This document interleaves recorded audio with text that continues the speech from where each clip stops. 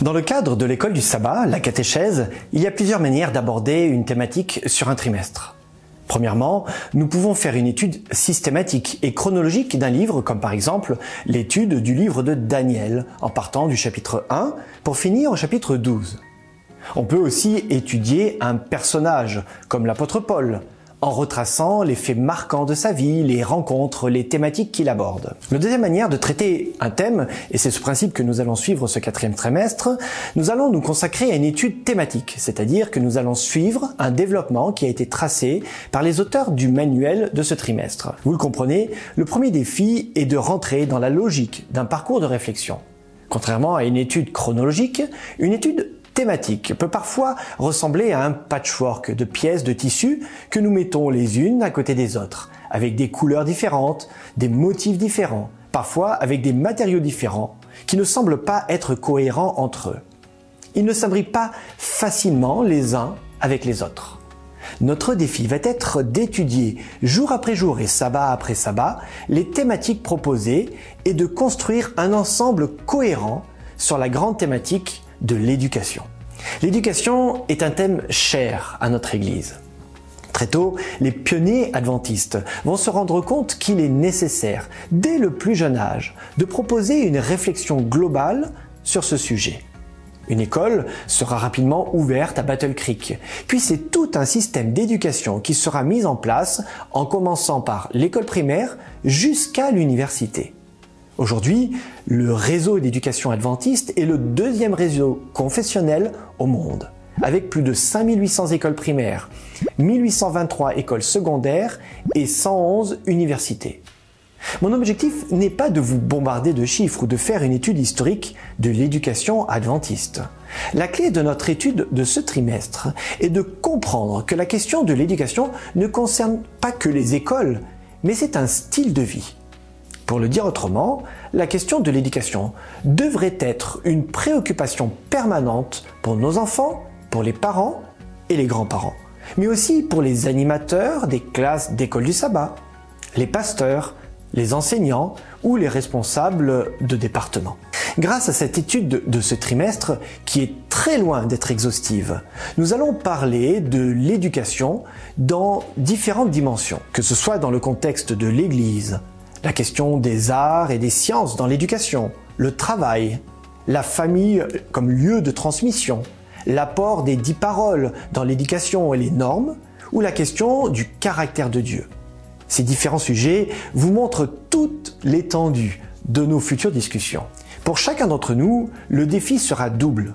Premièrement, tout d'abord de centrer nos échanges sur une étude des textes bibliques et pas seulement des impressions, des sentiments ou de ce qu'il faut ou aurait fallu faire. Je vous encourage à ne pas faire de ce temps d'école du sabbat un temps de bavardage éducationnel, mais un temps réel de questionnement du texte biblique. Deuxièmement, deuxième défi, est de mettre en application la base de l'éducation telle qu'Ellen White l'évoque dans le livre Éducation et l'expérimentation. Ce thème de l'expérimentation a été repris par bien des pédagogies alternatives. Il est le fondement de la pédagogie de Jésus-Christ avec ses disciples. Jésus faisait, puis faisait avec ses disciples, puis regardait ses disciples faire.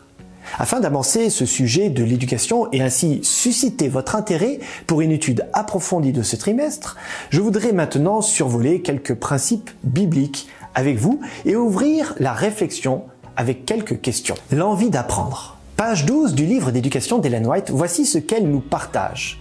La véritable éducation consiste à développer cette faculté à apprendre à la jeunesse à penser par elle-même et à ne pas réfléchir simplement la pensée des autres. Dieu nous a créés des êtres de réflexion, d'analyse et de choix. Remarquez que lorsque l'on parle d'un enfant bien élevé, on fait référence à sa capacité de bien se tenir, manger proprement, savoir se taire quand il faut. On fait rarement référence à sa capacité d'analyse et de perspicacité. Quitte à vous choquer, nous devons être très vigilants à la différence qu'il existe entre l'éducation et le dressage. Ellen White, page 36, toujours du même livre, nous dit « La véritable éducation ne consiste pas à faire pénétrer de force l'instruction dans un esprit qui n'est pas préparé ni réceptif. Les facultés mentales doivent être éveillées et l'intérêt suscité. Il y a quelques jours, nos enfants sont retournés à l'école. Avaient-ils envie d'y retourner ou les avons-nous poussés à y retourner? On peut se poser la même question pour l'école du sabbat des enfants. Ont-ils envie d'apprendre ou les obligeons-nous à apprendre? L'investissement dans l'apprentissage. Autre réflexion autour de ce thème de l'éducation. Nos écoles sont bondées. Souvent, nos enfants sont 25, 30, voire 40 dans des classes exiguës. Le plus gros problème de cela n'est pas le manque de place, mais l'accompagnement personnalisé dans l'éducation. Parfois, nous pouvons être tentés, voire flattés d'enseigner à des foules importantes. Il est intéressant de noter que le Christ a abordé les choses de manière très différente. Il y a deux niveaux d'enseignement.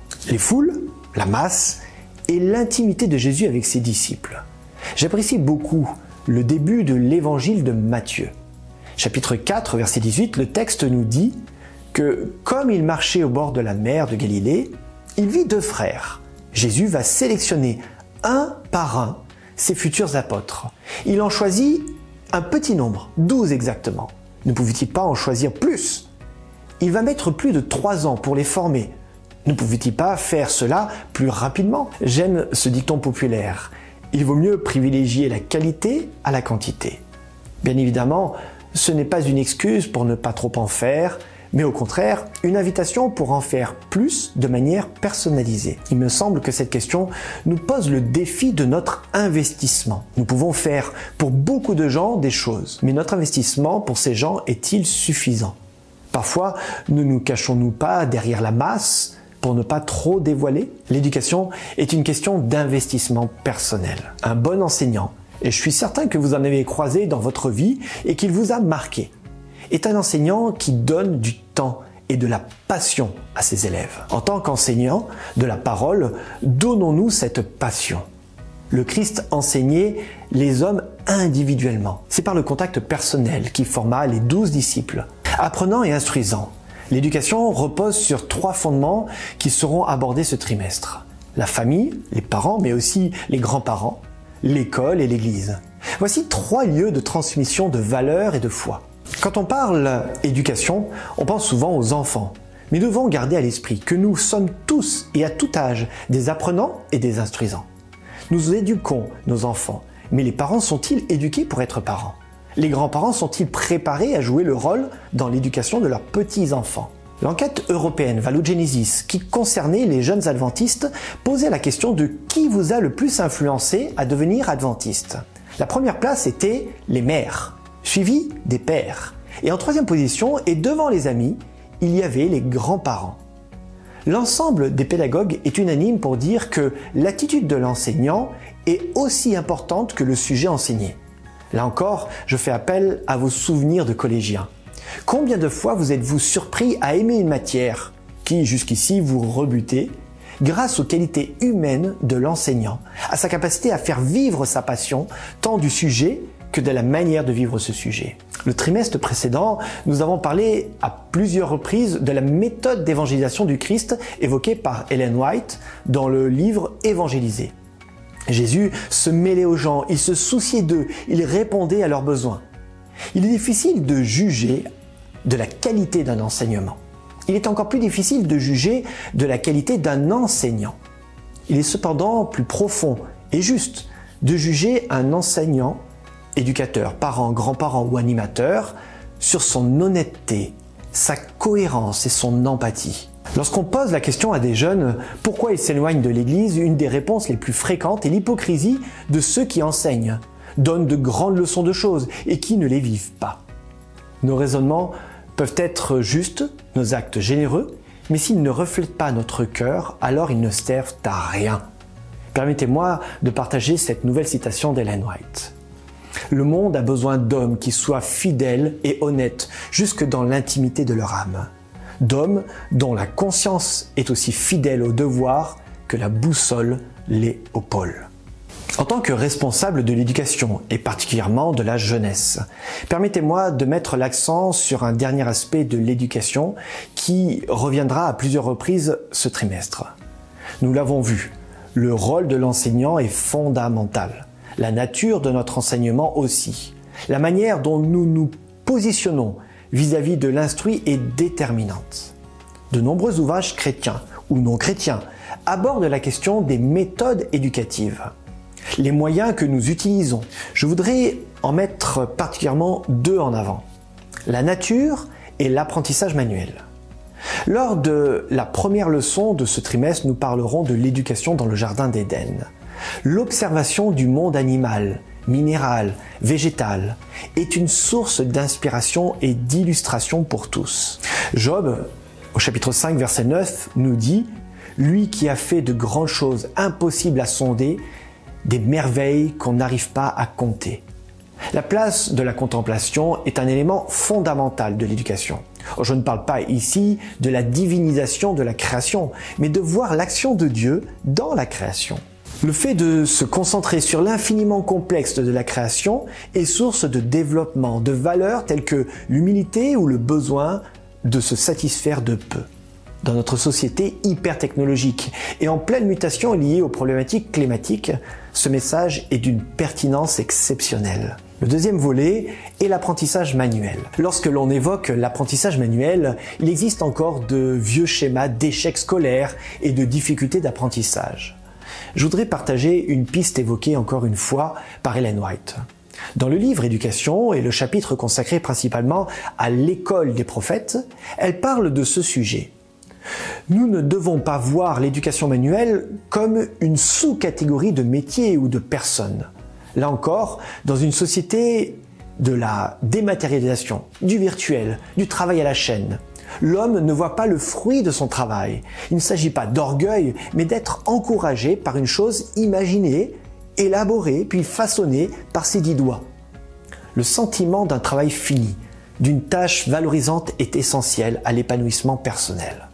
Le plus grand problème du Fordisme et du travail à la chaîne, que nous avons tous étudié à l'école, n'est pas les rhumatismes liés aux gestes répétés, mais bel et bien la réalisation de quelque chose qui permet la réalisation de soi.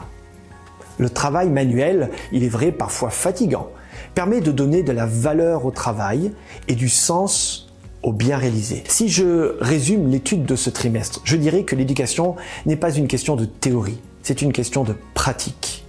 Et comme toute pratique, si nous ne nous y exerçons pas, alors il y a peu de chances que nous développions un esprit sain et équilibré. Bonne étude de la Bible.